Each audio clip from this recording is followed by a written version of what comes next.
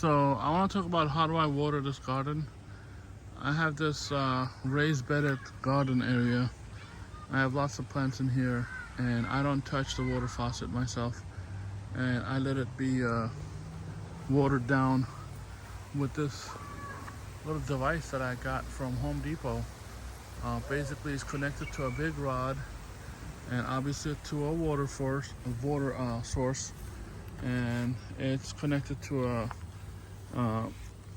digital faucet. Right now it's leaking a little bit, which I'm about to return soon. So basically with that device you can water it as it needs. Like it looks at the temperature and dryness of the area, and it can water by itself. They call it smart watering. Or you can set it Monday and Friday, let's say after 5 p.m. or 6 a.m. whatever. So the crucial part is not those devices, but how do you set this up? So basically you have to try and error.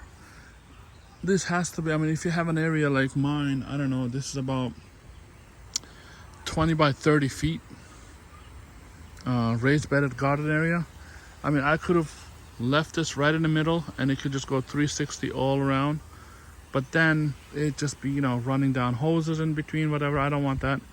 So I left it here, but this has settings up there. Basically you can just tweak it and just does 180, not all around 360. So it's doing 180 right now, as you see, and it covers. It's a lot of try and error, and make sure this thing goes over protrudes your garden. You don't want to be just like right at the spot, little over, so it drips like this. It's much better than me doing it or forgetting it or procrastinating, not watering it, whatever. So over watering I think is not good. Not watering is not good either. Both of them are not good. But if you over water, temperature can take care of it. But if you don't water, you're basically out of luck. So this is how I set up my watering for this raised bed area. I'm not a professional. I'm just a regular homeowner who likes to have a little bit of fun with his gardening. So that's how I do it. I bought other stuff like these drip hoses and stuff like that. I never liked it, to be honest. It's a lot of work to set it up and stuff. Plus I change my soil every now and then. I add new stuff, and I want to till it, whatever. With these you gotta be careful. This has to be like laid over there, and they it's good, let's say first 10-15 feet. After that it starts slowing down.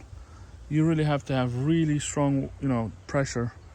I have 50-60 psi well water, but still then this is far from the house.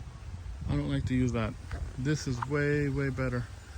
The best I think is to water it yourself by hand, but I work and everything, so this is a lot of fun. This thing waters obviously weeds and everything else in between. That's the one negative side of it. Other than that, it's great watering it this way. Yep. Thanks for watching. If you like this video, and if you have questions about gardening, engineering, electronics, mechanics, anything in that sort of thing, or anything else, whatever, I'm kind of jack of all trades.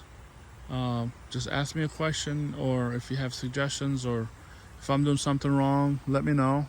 Put them in the comment section. A lot of people say, you should not water your tomato plants, their leaves.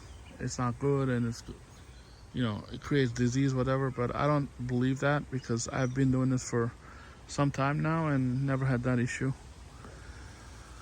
Other than that, this is it. So you're watching it, so thank you very much for watching. Bye now.